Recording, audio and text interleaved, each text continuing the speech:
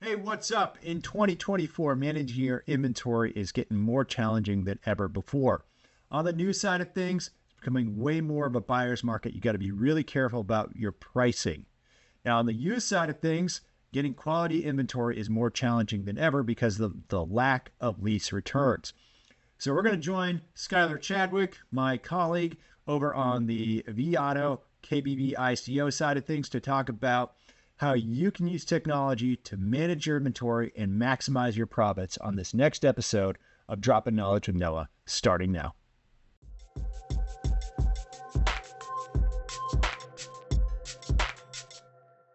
Welcome to another edition of Dropping Knowledge with Noah.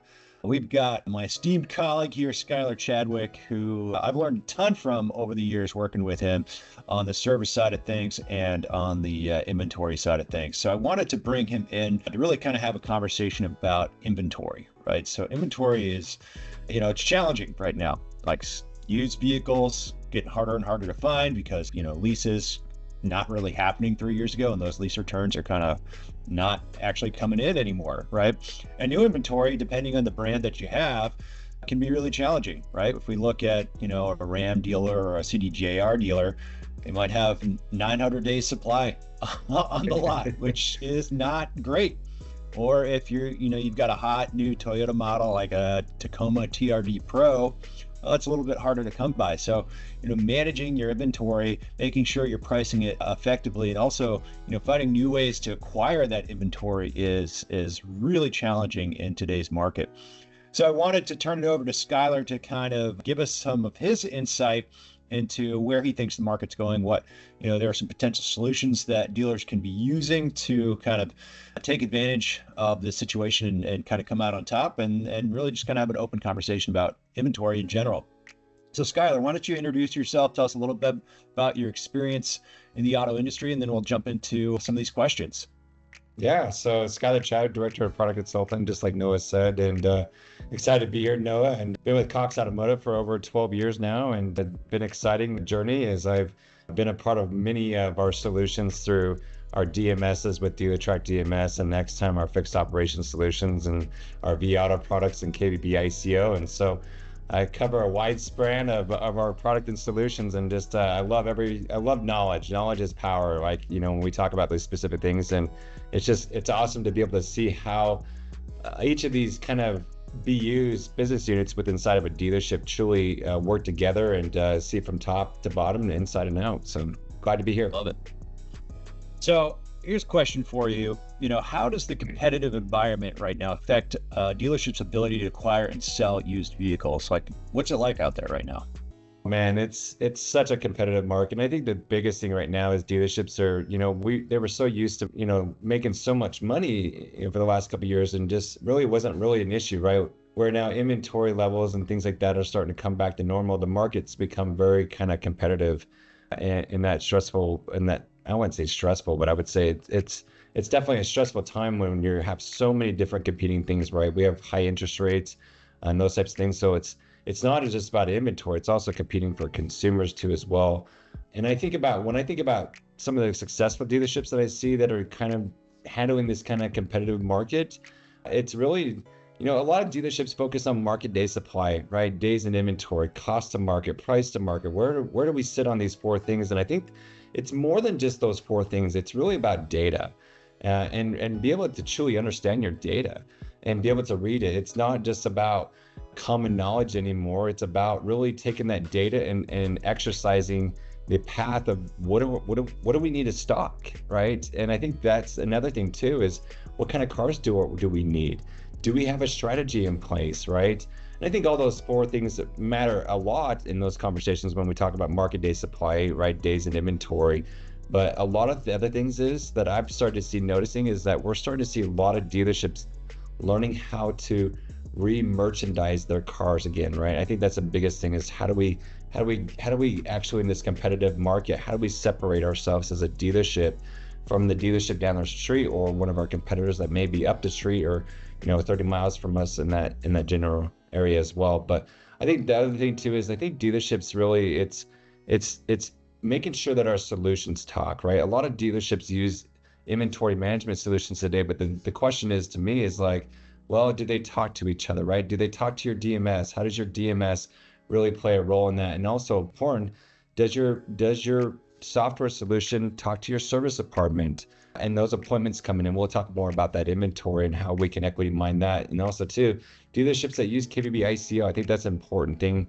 Tools that I see a lot of dealerships using today, because those are actual liable referrals that are coming in when we talk about competing for those customers. So that's a little bit my insights on and really how dealerships are really becoming successful in today in the market and in the used car market that we see today.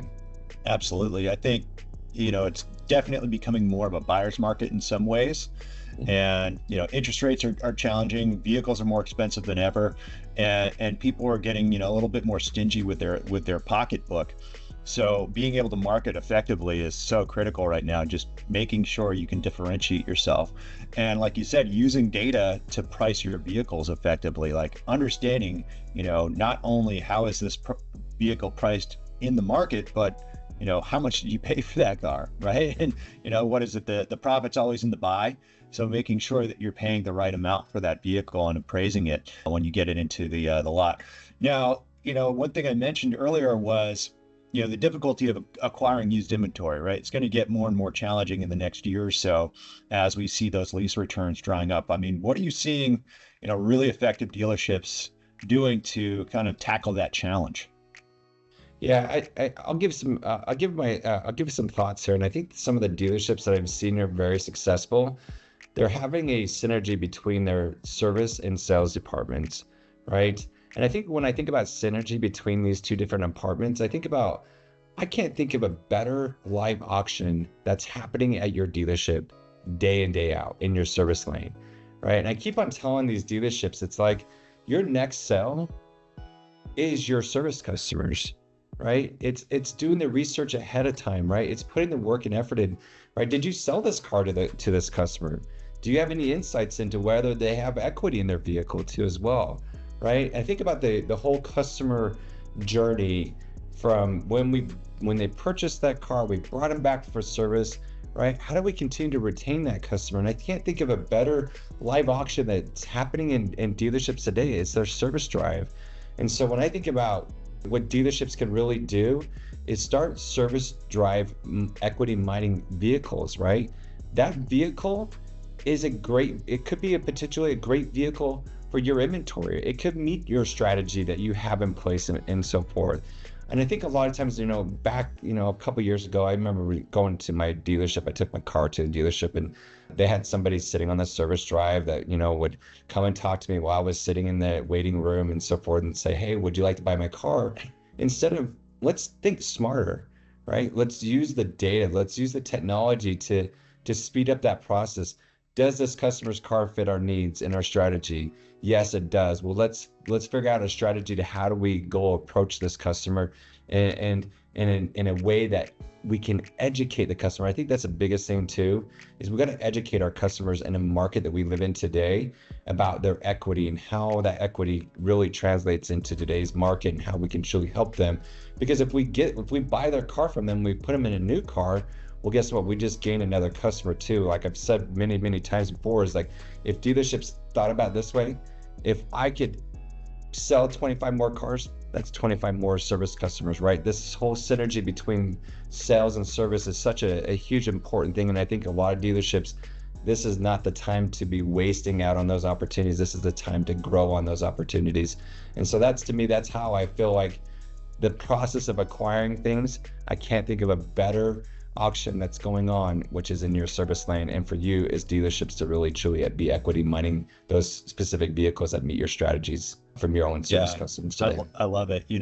I think for so long, service and sales, like the old stigma is that they hate each other. And honestly, they should be the best of friends because one success can lead to the other success. Somebody told me, I think it was Mike at Tindor, told me that only 15% of customers on delivery day are introduced to the service department. Think about how much of a lost opportunity that is, not only for the service department, but for the sales department 3-4 years down the road when that person's trying to buy their next vehicle. If you can get that person to continue to service the vehicle at the dealership, the vehicle's going to get serviced correctly, and it's going to be in better condition, and B, they're more likely to sell it back to you, and then you can kind of get them back into that life cycle. So it's so important to just have an understanding of that shopper and keep them coming back, right? You want to think beyond, just sell it and see you later. It's, hey, let's sell it and keep you as a customer for life.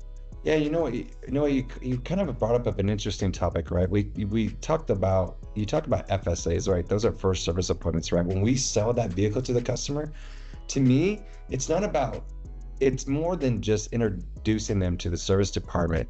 It's actually making a connection, right? We think about text messaging today is the best way to communicate with a customer. If we schedule that first service appointment and you're utilizing a great service tool, that's going to bring that connection, right? Now we can text that customer, right? From a sales perspective, we can text that customer from a service perspective, right? Now we really have got this customer where we can really communicate and really be effective from both sides of the business, from sales and service, and really truly help each other out. Yeah, absolutely. I think, there's so many opportunities for dealerships to improve the service experience, like you said, with like a great service scheduler. I mean, Xtime, it's not just for the sake of the customer, right? It's really to help with the dealership overall. Now, one thing I remember you talking about this with services is kind of filling out more of the schedule, right? Because you'll see like a lot of customers, what do they want to do? They want to get their vehicle in first thing in the morning. And then what happens? The dealership's, afternoon schedule is kind of like empty. So you've got all this wasted capacity there. So what are some dealerships doing to kind of help fill up that schedule there? I think that it's the way we train our customers. I think the biggest thing is, right, you just talked about the most coveted times in a dealership for service is in the mornings. And I think the cool thing about the way that dealerships can do this today, we basically train our customers the way we want them to do business with us, right? Dealerships right today are actually marketing those afternoon hours to bring in specific services that customers that they probably not, like the most coveted time is 9 o'clock, 8 o'clock, 7 o'clock in the morning, is because that's what they're used to doing, right? They think that getting their car in the early morning, they're going to get out, their vehicle be done at that time of day. But what we can do is we really can help our dealerships and market, offering discounts to customers that come in during those hours, right? Between the hours of 1 and 4 o'clock, right? And I think dealerships are being really smart, and they're using smart tools. I want to preface that area as smart tools, right? Making sure that our service department is set up with the best marketing tool, right? Sending text and email, which are the best forms of communication to our consumers. But does our scheduling tool provide an assistant way for our customers, making it easier for them to be able to schedule those appointments, right? With a simple link in an email or a text message that really bypasses that whole, who are you, right? I think that's the biggest thing when consumers think is that as dealerships, we want, as buyers, doesn't matter if they're service or buying cars, we want to be known. Like, we want the dealerships to know who we are. And I think that's the biggest thing. When we market to customers, we want to reflect that we know that customer, right? We know, they love to come in between the hours of so-and-so, right, to the dealership. Yep. But I think it's just using smart tools to your advantage to be able to fill in those gaps in those times, right? To make your people and your technicians. And I think the biggest thing is, right, it's all about the hours. It's selling the hours as a dealership, right? That's the biggest thing in the service department. So love it. All right, we're going to go back, talk more about inventory. How can dealerships kind of expand their reach when it comes to searching for inventory? Like we talked about, hey, let's go after the service drive, right? That's kind of a no-brainer. It's super low-hanging fruit. Okay, you've maxed that out. Where do you go next? I think it really depends on the market. Every dealership is so different in the way that they go out and they out research those things. We're here. I'm biased towards Cox Automotive. We have great product and great solutions, but we've partnered with a company called VAN, which is your vehicle auto network that dealerships actually get a subscription when they actually purchase Profit Time GPS. And I think dealerships are, what they're being smart about is, think about this, right? Dealerships always ask me, wow, your software is so expensive, right? I have the knowledge to do things, and it's not about the power of knowledge anymore. It's about the data, it's about the resources, it's about being smart, being effective in the way that we use these resources. So I think vehicle acquisition network that, we talked about VAN just a minute ago, is dealerships looking out in the market and saying, what consumers, right? What vehicles do they have for sale? Does those cars meet our strategy? And can I get that car that would fit my actual strategy, right? Or do I have leads from my CRM that customer fits that vehicle need, right? So that vehicle acquisition network that we provide to dealerships is actually a free subscription with Profit Time GPS. It actually, dealerships can search with their actual stocking criteria and also their strategy and plan, and look at vehicles that might be in that outer network, right? That not the actual auctions or your service drive, but really reaching out to the actual networks out there. And that's the beauty part about Cox Automotive, right? We really focus on that data. And so I can show you vehicles that really show you meet your strategy plan, and is it a good price, right? Yeah. Does that include like a Facebook Marketplace and like Craigslist? Oh yeah, it's so cool. It includes everything. It's such a cool tool that I just think, like, if I could get a car off of there and I can make $2,000, right, off of that, and you think about doing that 2, 3, 4, 5 times a month, well, guess what? You just paid for your software solution, right? Just by utilizing that tool and being smart about it, right? And instead of just looking at the auctions, right? I think auctions are a great place for vehicles, and right, we have Manheim and things like that, but you got to look at different sources, because I think about the van process. Well, maybe we could find a vehicle that fits that customer's needs, right? As we buy their vehicle and so forth too as well. So it's not just about acquiring those cars, but it could be a potential way for you to acquire new customers too as well.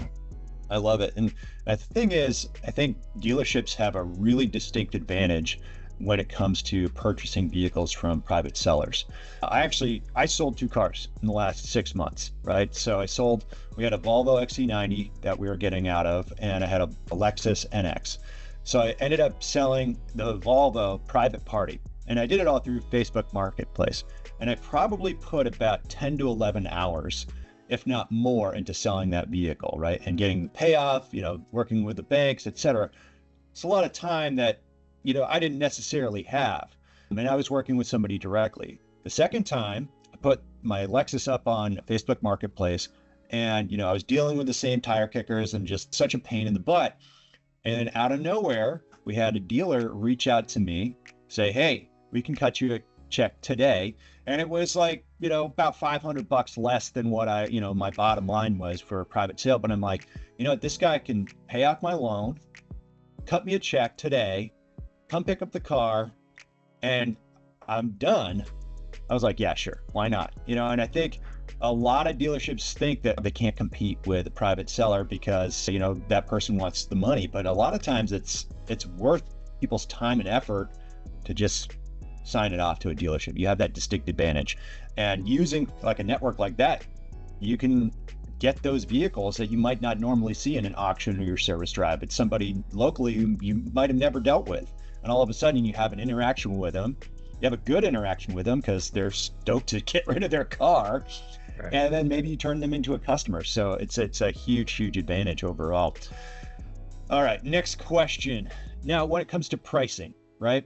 So I think for a long time, we've been talking about just turning inventory as quickly as possible, right? Hey, let's churn and burn, get it out the door as quickly as possible. But now we're kind of moving towards, well, maybe holding on to some vehicles that might make us a little bit more money for longer and finding the right buyer for it. So can you tell us a little bit about that and how we're kind of transitioning our strategy to look more towards, focusing on our platinum level vehicles and letting them hang around, and then the ones that are, maybe not going to make us as much money, maybe turning those more quickly? Yeah, I think you bring up an interesting conversation when we talk about precious metals, right? And we got to start thinking about our inventory like precious metals, like your platinums, your golds, your silvers, your bronzes. And I think that all starts at the time of acquiring that vehicle. We just talked about a lot about it, right? Your gross profit starts at the time that you acquire that vehicle. And it really deflects off of how much gross profit you really are going to truly make on that vehicle. And so what we're trying to do is we're trying to look at all the data, right? It's more than just your price to market, your cost to market, your days to sell, right? Your days in inventory. It's just more than that. Think about this.